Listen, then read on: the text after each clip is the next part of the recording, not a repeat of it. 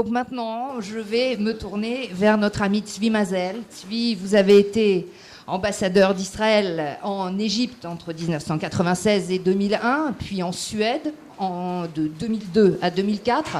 Après votre carrière diplomatique, vous êtes devenu chercheur au Centre d'analyse et de réflexion du JCPA, le Centre des affaires publiques et de l'État de Jérusalem.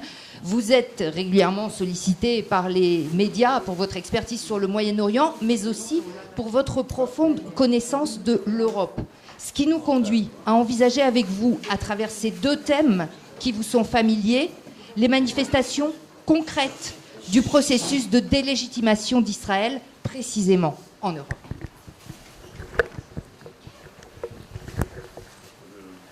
Ça marche? Non, ça marche pas. Si, vous m'attendez? Ça va? Non. Faut parler dedans, ça marche. Non, si je parle dedans, mais est-ce que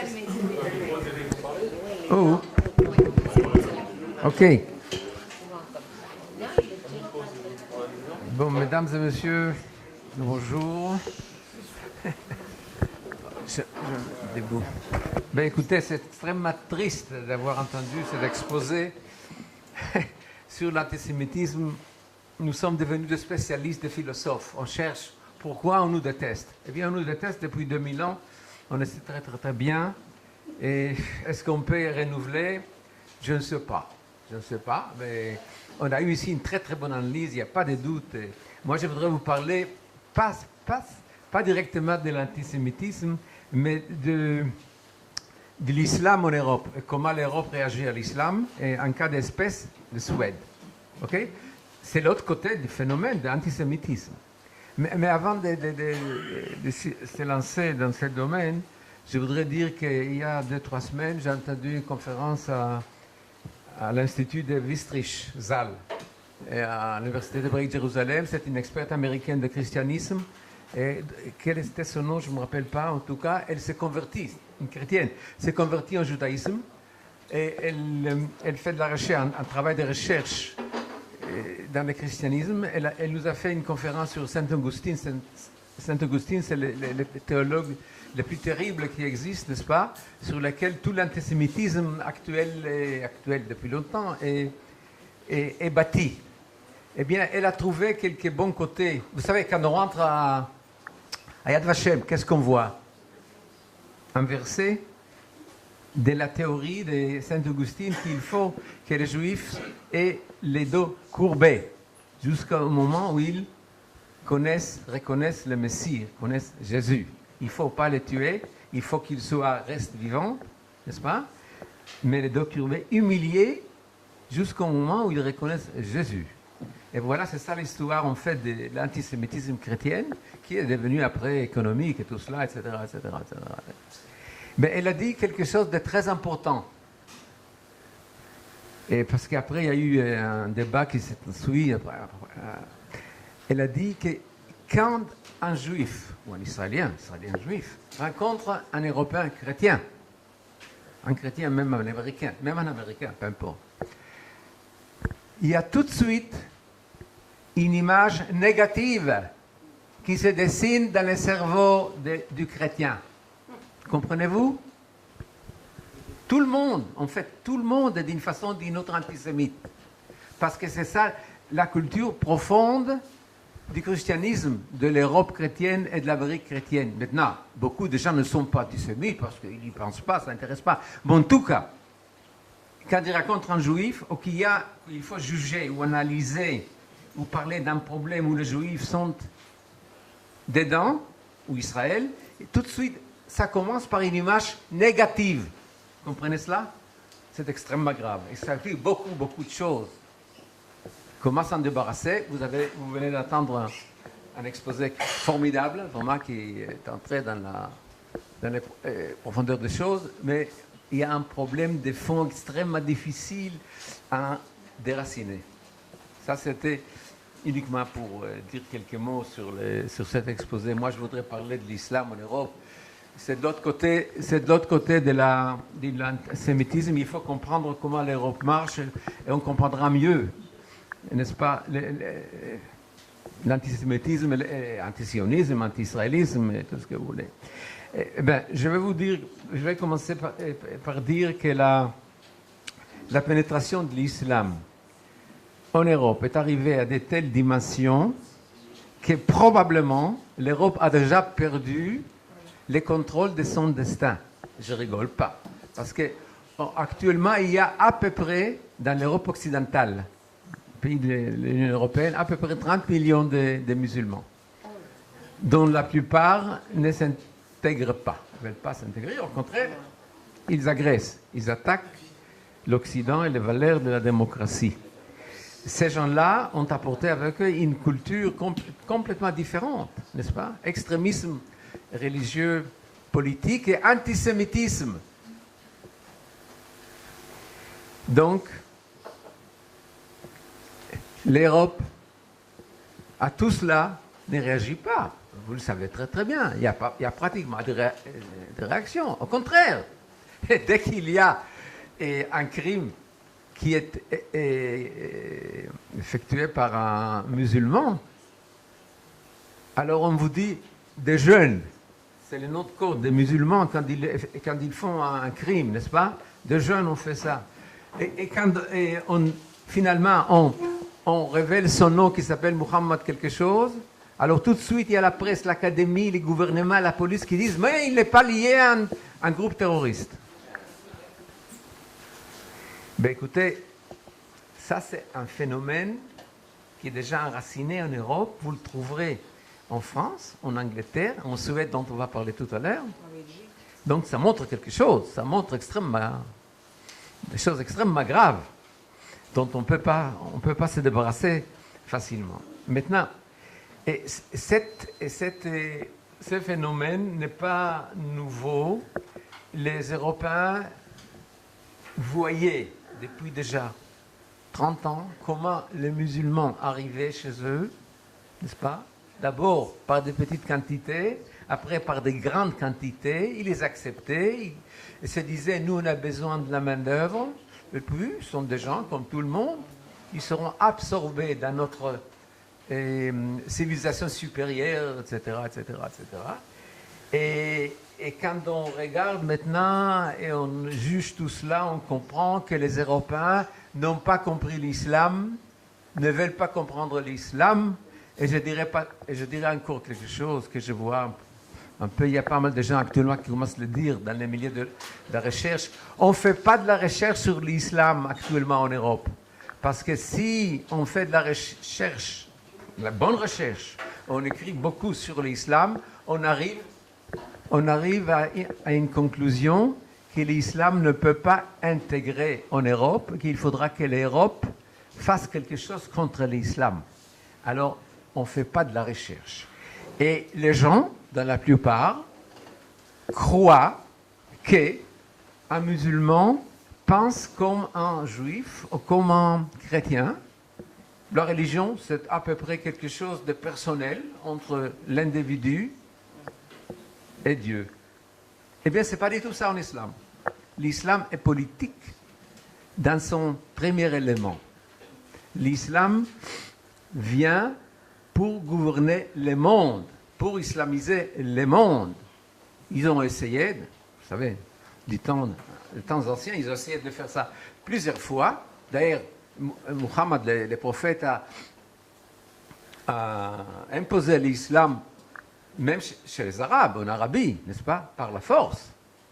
Et puis après, lui, il a essayé de sortir aussi vers la Palestine, vers nous, n'est-ce pas? On était à ce moment-là sous l'occupation de Byzance.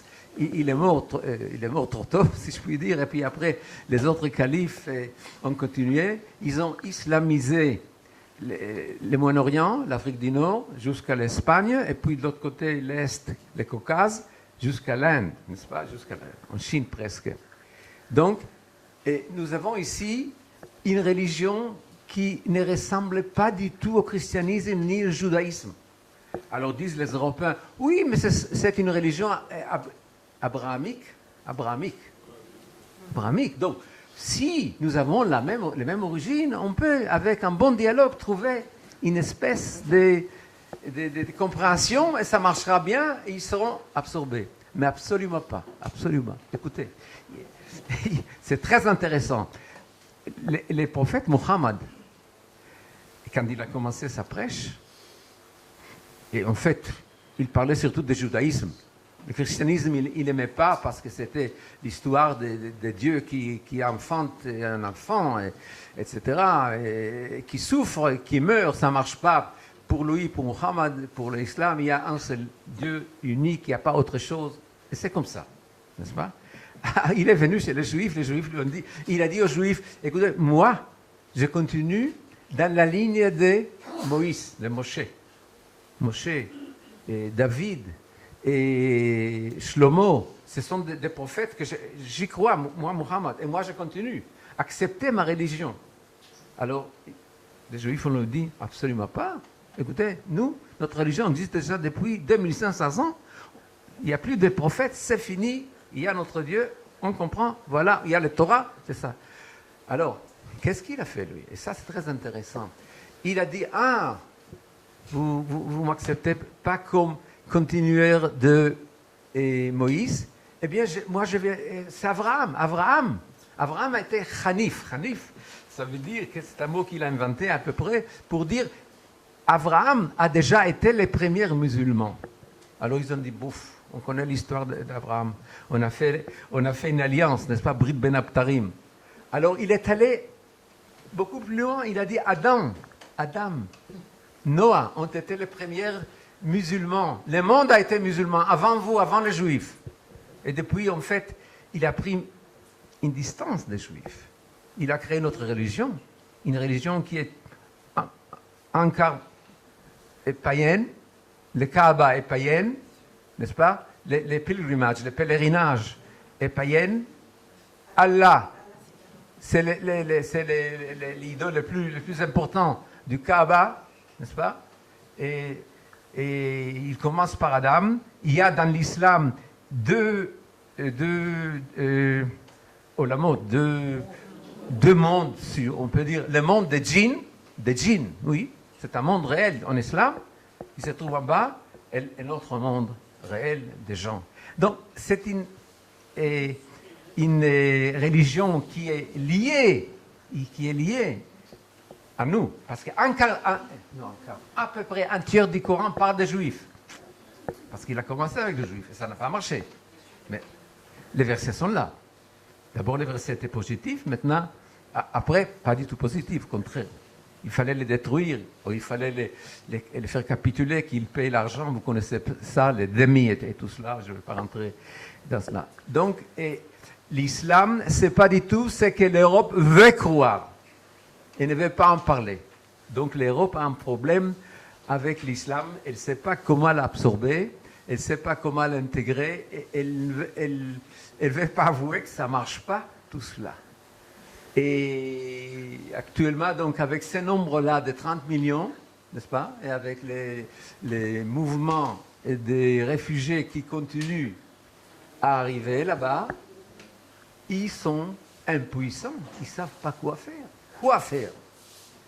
Angela Merkel a dit qu'elle va déporter quelques centaines de milliers, les gens qui ne seront pas bien inscrits, etc., qui ne sont pas des réfugiés, mais plutôt des chercheurs du travail. Est-ce qu'elle va créer des camps de concentration pour des centaines de milliers d'Arabes avant de les expulser? Et ils vont les chasser par la force? Non, il y a un problème. Il y a un problème. La France n'admet même pas combien de musulmans il y a chez eux. Et les Français disent à peu près 5 millions. 5 millions, j'attends depuis à peu près 15 ans. Actuellement, il y a probablement 8 millions, peut-être 10 millions, peut-être 10 millions. Peut-être 10 millions. Et des recherches ont été faites par des blogs alternatifs. Ils ont trouvé entre 8 et 10 millions à peu près. Donc, tout ça, c'est extrêmement grave. Et actuellement, ces gens-là, en ce qui nous concerne, qu'est-ce qu'ils font? Ils sont en train de raviver l'antisémitisme qui était devenu un peu mévouillache et faible après la Deuxième Guerre mondiale, après la Shoah. Il y a eu quelques moments, non, et l'antisémitisme n'était pas éliminé, pas du tout. Mais les gens étaient un peu, n'est-ce pas, se sentaient mal de se proclamer antisémites. Et puis il y en a peut-être qui ont Chazrou Betchouva. Ok, mais finalement, la base est restée antisémite, puis c'est, comme je vous ai dit tout à l'heure, les Juifs provoquent une pensée, une image négative. Mais les musulmans arrivent et ils n'ont pas de problème, ils n'ont pas de complexe. Ils disent mort aux Juifs, mort à Israël. Pour eux, les Juifs et Israël, c'est la même chose, il n'y a pas de différence. Alors ça donne beaucoup de courage, n'est-ce pas, à l'extrême droite, et même pas à l'extrême droite, à tous les gens. Oui, voilà, il y a toute une civilisation formidable, n'est-ce pas, qui annonce publiquement son antisémitisme. Donc nous, on peut être antisémites. Il n'y a pas de problème. Donc, il faut croire que la nouvelle lancée d'antisémitisme depuis à peu près 15 à 20 ans a été ravivée par l'islam qui n'a pas de complexe, qui nous attaque sans arrêt. Il y a vous connaissez très bien toutes les manifestations et en France où on dit mort juif, mort juif. Mort juif, on bat les juifs, les musulmans battent les juifs. C'était à Sarcelles, c'était même à Paris, dans la synagogue, ils ont essayé de pénétrer dans la synagogue. Vous connaissez tout cela. Eh bien, les autorités n'ont rien fait. Les autorités en France n'ont rien fait. Et cela arrive partout. Écoutez, partout, ce n'est pas seulement la France. OK? Ici, on parle français, on parle de la France. Mais c'est comme ça dans tous les pays européens. Ils font absolument rien contre l'antisémitisme musulman qui aide, qui encourage l'antisémitisme chrétien traditionnel. Ça, il faut le comprendre. C'est ça le problème. Alors, c'est vrai, il y a toute cette belle analyse qu'on a entendue, absolument, mais actuellement, c'est soutenu par cette civilisation arabe, qui en fait est une civilisation qui nous déteste, exactement comme les chrétiens. Parce que pour les musulmans, nous avons trahi. Et Muhammad, le prophète, on n'a pas voulu être musulman. Donc nous sommes ennemis du fondateur de l'islam, comme nous sommes ennemis du fondateur du christianisme. Vous faites attention? Les deux, hein? Du christianisme. Et écoutez, c'est vrai.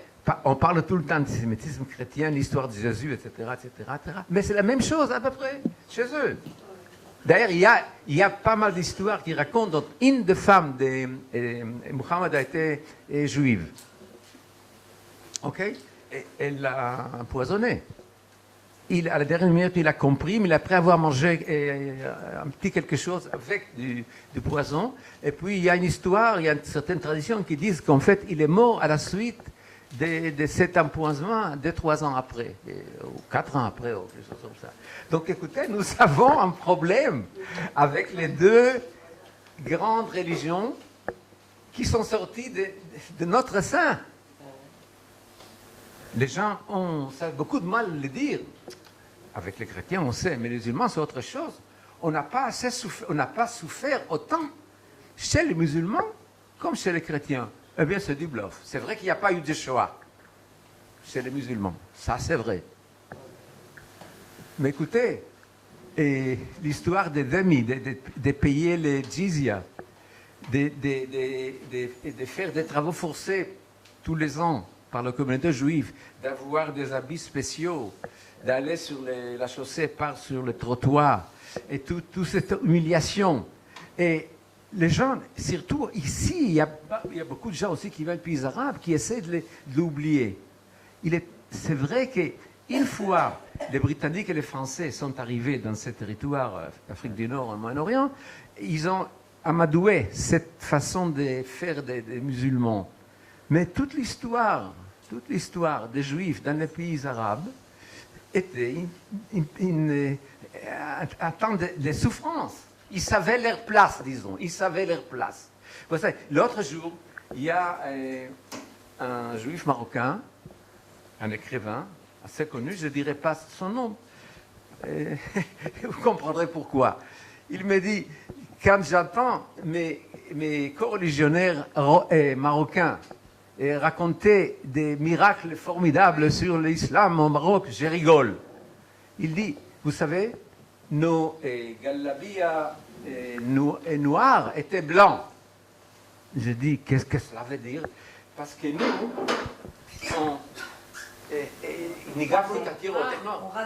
on rasait les murs quand on voyait des musulmans, pour qu'on ne soit pas pris par hasard en face de dire quelque chose de pas beau, d'insulter, et immédiatement, dans un procès, c'est nous qui perdons, il n'y a pas de problème. Alors il faut comprendre quelque chose, n'est-ce pas? Et les massacres arabes, les pogroms arabes n'étaient pas aussi importants que chez le christianisme, mais nous avons un problème extrêmement grave avec l'islam à partir du temps du prophète Mohammed. Et maintenant, cette civilisation vient s'ajouter à nos ennemis chrétiens en Europe. C'est triste, c'est pessimiste, mais c'est comme ça et il faut le comprendre. Et les Européens font très peu pour arrêter tout cela. Au contraire, ils acceptent. Et vous avez tous lu le livre Soumission de Houellebecq, etc., etc., etc. Vous savez ce qui se passe en Europe. Alors ça, et si vous voulez, un petit résumé. Combien de temps j'ai? Oui, pas de problème. Et ça, c'est un petit résumé pour commencer. Et vous savez actuellement ce qui se passe côté islamique. Et eh bien, vous savez, dans les écoles,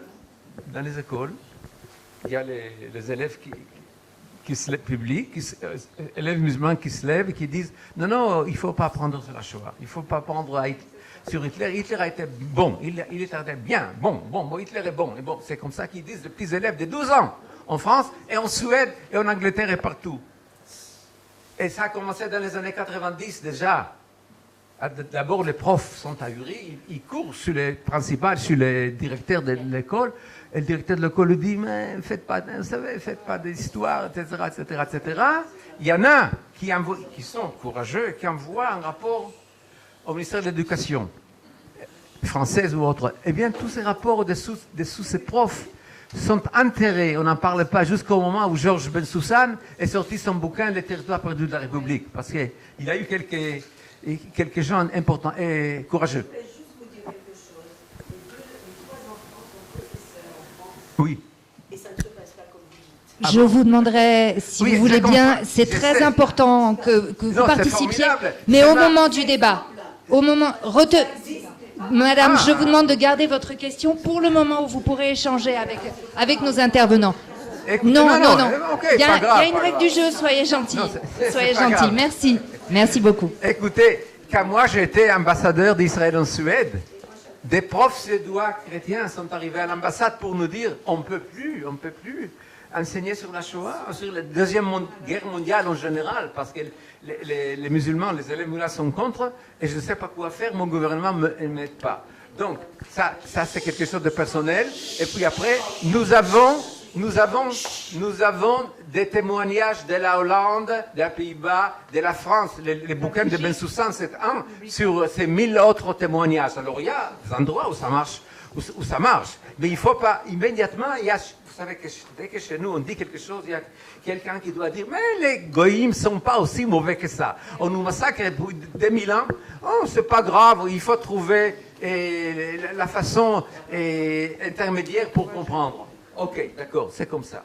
Bon, écoutez, actuellement, il y a la charia, qui est appliquée dans beaucoup d'endroits en Angleterre, surtout en France. D'ailleurs, l'archibishop de Canterbury, l'ancien, a demandé que la charia soit intégrée dans la loi britannique, alors que la charia n'a rien à voir avec la démocratie. La charia est antidémocratique par son essence, n'est-ce pas? Parce que la charia est faite, donnée par Allah, pour toujours. Et lui, c'est le seul législateur, Dieu. Et il faut accepter ces lois. Et dans ces lois, il n'y a pas du tout de droits de l'homme, il y a les droits de Dieu. Il faut comprendre cela. Encore une fois, ça, il ne faut pas en parler. Mais c'est comme ça. L'islam, par son essence, est antidémocratique. Et cet islam-là, par ces groupes, par ces différents groupes, essaye de les appliquer tout cela en Europe. Vous savez, dans les prisons en Europe, à peu près la moyenne, entre 60 et 80% des prisonniers sont des musulmans. n'est-ce pas? Ils essayent de radicaliser les autres musulmans, modérés plus ou moins, et les chrétiens. Et nous connaissons déjà, d'après des livres de statistiques qui ont été publiés, qu'il y a pas mal de prisonniers chrétiens et musulmans qui sortent de prison sont radicalisés. Et dans les écoles, vous savez, dans beaucoup d'endroits où... Qu'est-ce que c'est? Et dans beaucoup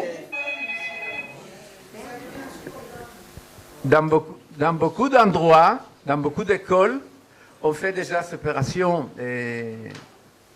filles, garçons, et pour la gymnastique, pour aller nager, etc., etc. Vous connaissez cela, dans le lieu de travail, il y a déjà des mosquées dans certains endroits, on ne travaille pas dans les ramadans. Écoutez, les Juifs étaient là-bas depuis 2000 ans, depuis le 4e siècle en France et en Europe, etc., etc. Ils ont gardé, maintenu les religions, ils n'ont jamais essayé d'imposer les religions, et pourtant, les gens, les chrétiens, étaient restés antisémites tout le temps. Donc, vous devez tout ça étudier, et faire tous ces éléments, faire entrer dans votre tête pour comprendre ce qui se passe. Bon, écoutez, ça c'est l'Europe, et moi je ne vois pas que cela va changer parce que les flots de réfugiés continuent, ça ne va pas s'arrêter, et l'Europe est incapable à tout le monde de l'arrêter. Absolument pas. Donc l'Europe ne contrôle plus ce destin. Et Schengen n'existe qu'à moitié. Vous savez ce que c'est que Schengen, l'entrée, l'espace où tout le monde peut se promener librement sans visa dans toute l'Europe. Et on va voir est-ce que les Britanniques vont sortir ou pas sortir. Ça sera probablement le pire coup, les premiers coups pour le départ d'autres pays. Mais peut-être ils ne sortiront pas, je ne sais pas. Mais en tout cas, l'Europe se trouve devant un problème islamique de civilisation extrêmement difficile et dur. Et l'Europe n'a pas du tout des solution, et bien sûr que nous sommes une de ces victimes. Nous sommes une des victimes de cette situation. Et Israël et les Juifs, et ça va continuer. Moi, je ne vois pas un changement. Maintenant, écoutez, et maintenant, je voudrais passer à la Suède, parce que ça, c'est un cas d'espèce très intéressant. Et en 2015, 160 000 personnes musulmans réfugiés sont arrivés en Suède. 160 000. 160 000. Vous vous rendez compte, 160 000 réfugiés qui n'ont rien, qui ont besoin de travail et santé, et école, et manger, etc., etc. Et actuellement, en Suède, il y a probablement entre 9 et 10 millions d'habitants. Ça fait donc 1% à peu près qui est arrivé. Vous vous rendez compte? Il y a actuellement probablement en Suède entre 9 000 et 1 million de musulmans. Ça fait 9 à 10%. Encore une fois, ils ne veulent pas dire la vérité. Ils ne publient pas. On ne sait pas. Et puis quand on fait un recensement, on n'écrit pas, on n'a pas le droit, on ne doit pas écrire sa religion. Mais tous les chercheurs tout autour, les blogs alternatifs, comme je vous ai dit tout à l'heure, ils sont en train de suivre cela et c'est à peu près leurs chiffres. Et maintenant, je vais vous dire quelque chose. En 1930, c'était le dernier recensement en Suède où les gens étaient demandés à noter les religions. Il y avait 15 musulmans en Suède. 15 musulmans en 1930. Nous sommes en 2016, il y a probablement 1 million de musulmans, et quand les musulmans sont nombreux, eh bien, ils sont forts. Ils essaient d'appliquer leur pensée, leur civilisation, et ce qui se passe actuellement. Et écoutez, la plupart de ces gens-là, nous on était là-bas avec ma femme, et on a visité toutes les villes, y compris Malmö, le fameux Malmö, où 30 à 40% de musulmans. Eh bien, une bonne partie, je ne sais pas combien, mais une très bonne partie ne s'intègre pas du tout, ne veulent pas travailler. Il y a des gens, des musulmans, qui depuis 10 ans vivent en Suède sans travail. Ils ne veulent pas travailler. Ils n'apprennent même pas la langue. Il y en a qui s'intègrent. Pas tous, il y en a, n'est-ce pas? Ah bon, alors je dois... Bon, excusez-moi. Bon, alors, vous avez donc dans ces pays de 10 millions d'habitants, et 10% à peu près sont musulmans qui ne s'intègrent pas, une bonne partie ne s'intègre pas, ne veulent pas travailler, et en même temps, ils agressent la société. Ils agressent la société. Ils construisent beaucoup des centres culturels, des mosquées, et ils incitent leurs religionnaires, n'est-ce pas, à travailler contre les pays qui les acceptent, qui leur donnent du travail, qui essaient de donner du travail, à manger, à habiter, etc., etc. Et c'est le problème. Et essayer de comprendre cela. Comment essayer de comprendre ces phénomènes qui existent dans toute l'Europe, et surtout dans cette Suède. Suède est actuellement vraiment à la tête de tous ces pays. Eh bien, il s'agit d'un problème politique. Dès le début, c'est un problème politique. Pourquoi? Parce qu'à un moment donné, à la fin des années 60, début des années 70, il y a Olof Palme, que vous connaissez certainement, n'est-ce pas, qui arrive et à la tête du Parti social-démocrate, qui est un parti socialiste comme Mapai, mais beaucoup plus radical, n'est-ce pas? Et il décide de changer la destinée de son pays. OK? Une pensée voulue, préparée. Et il déclare, nous, les Suèdes, nous appartenons plus au tiers-monde, aux non-alignés, qu'au camp de l'Ouest. Nous sommes contre l'Amérique, nous sommes contre les Américains qui se battent au Vietnam. Les parlements acceptent cela, et les parlements, à un moment donné, en 1975, les parlements est suédois, n'est-ce pas? Attendez, je vais voir ça, si je trouve ça.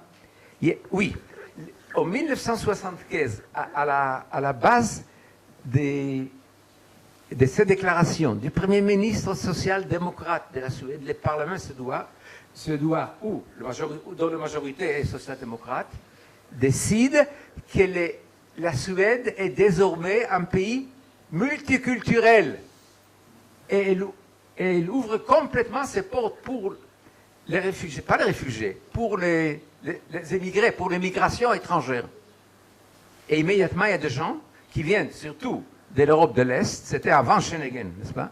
Et de l'Europe de l'Est, les Polonais, les Tchèques, etc., qui s'intègrent un peu, plus ou moins, et aussi les musulmans qui arrivent, surtout de l'Irak et l'Iran. Et actuellement, la Suède a 2 millions d'étrangers, dont 1 million musulmans. Donc 20% des Suédois sont étrangers ou ne sont pas nés en Suède.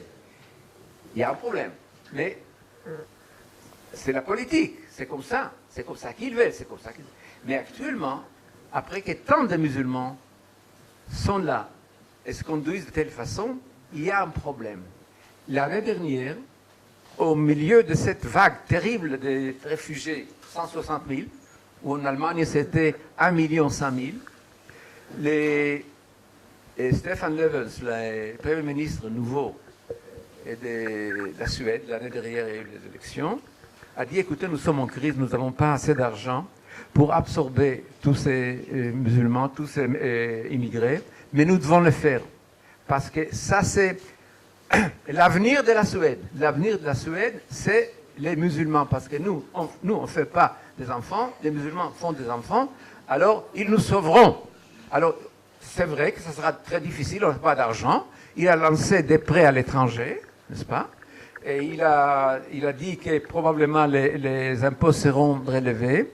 Et je crois que pour 2016, ils ont relevé les impôts de 2%, les impôts municipaux, parce que le maintien des maisons d'intégration, n'est-ce pas, et Bet Klita, comme on dit en Israël, sont à la charge des municipalités en Suède.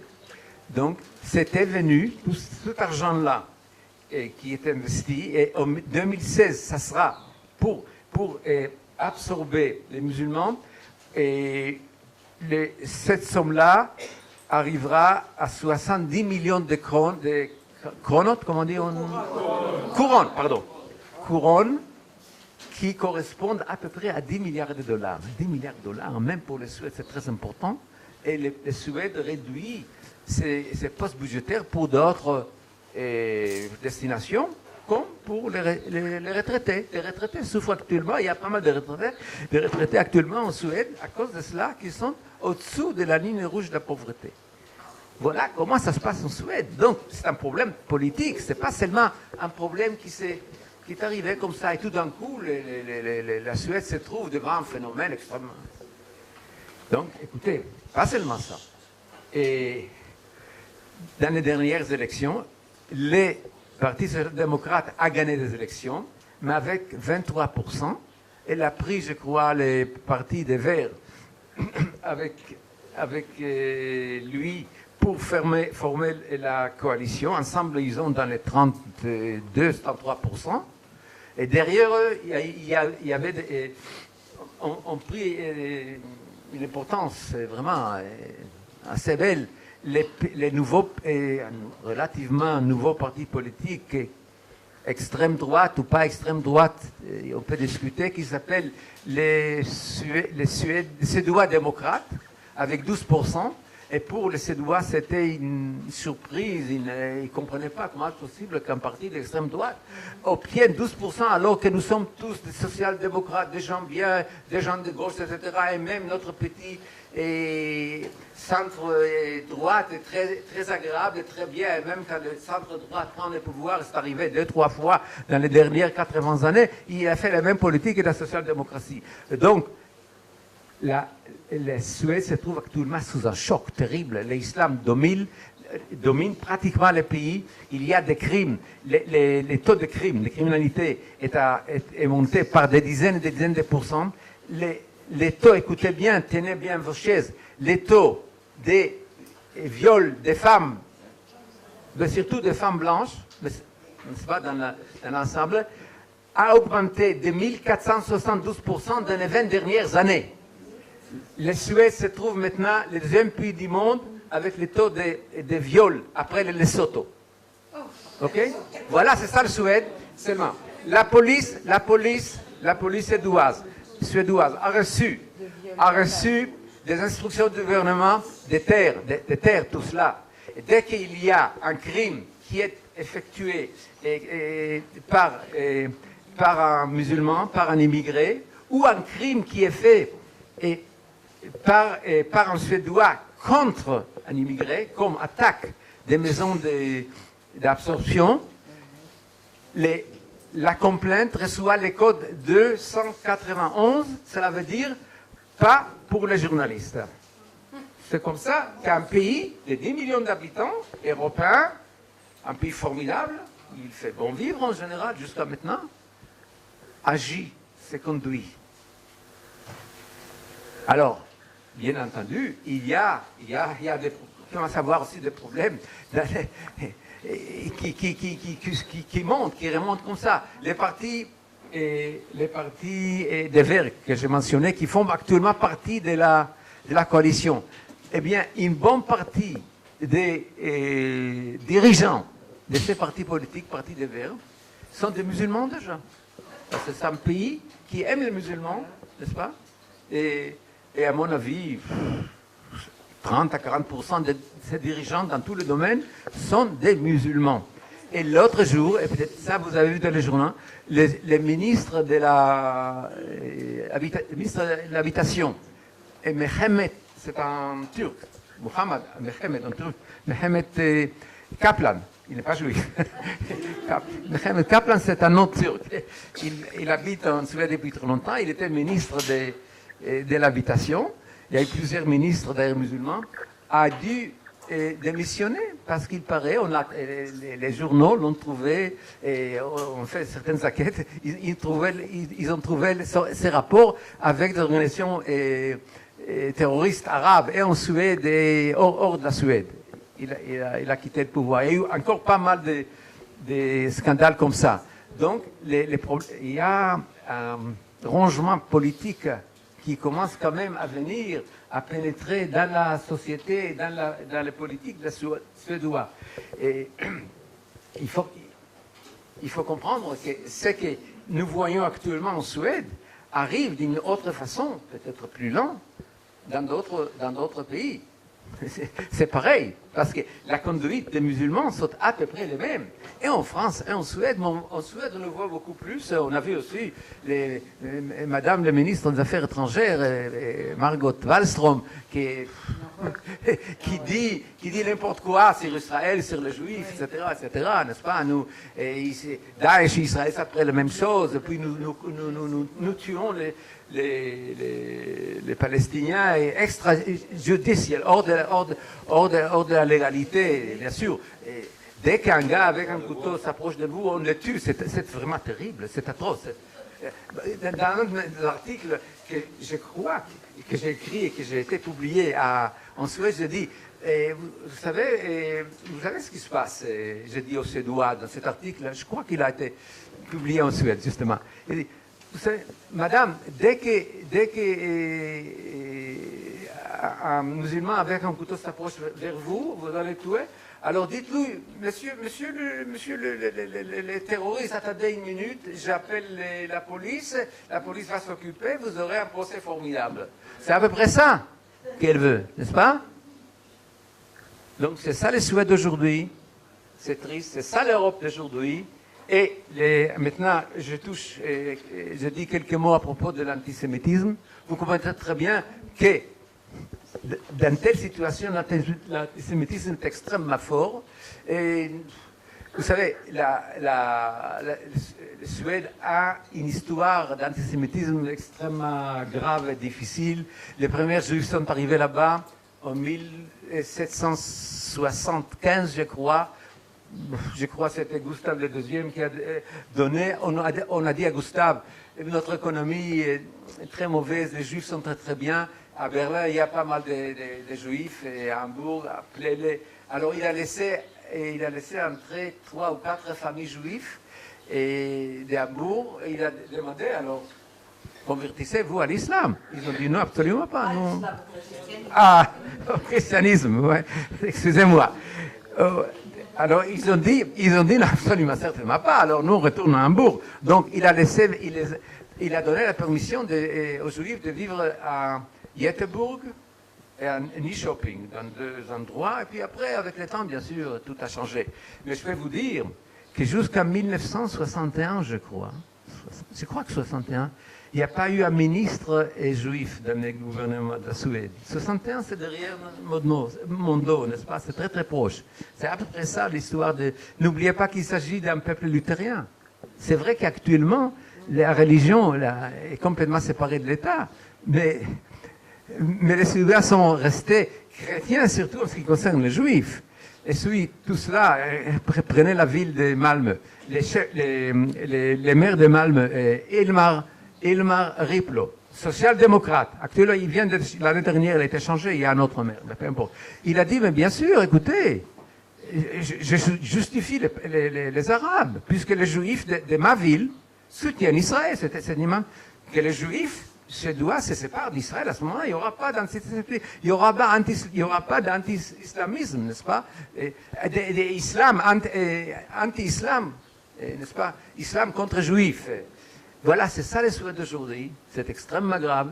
Il n'y a pas de réponse. Écoutez, il n'y a pas de réponse. On fait des réflexions. Et M. Darmon a fait des réflexions. Moi, j'ai fait une autre série de réflexions. Et on essaye de comprendre ce qui se passe. Mais nous avons une chose à faire. Rester chez nous, être fort, beaucoup plus fort. Essayer d'être aussi unifiés et comprendre que devant nous, il y a des forces extrêmement difficiles, mais on a pu surmonter, n'est-ce pas, toute cette histoire terrible, et probablement on arrivera à les surmonter encore dans l'avenir. C'est le seul mot qu'on peut dire, je crois, actuellement. Et là, je termine, je vous remercie beaucoup. Merci beaucoup. Monsieur Fontaine.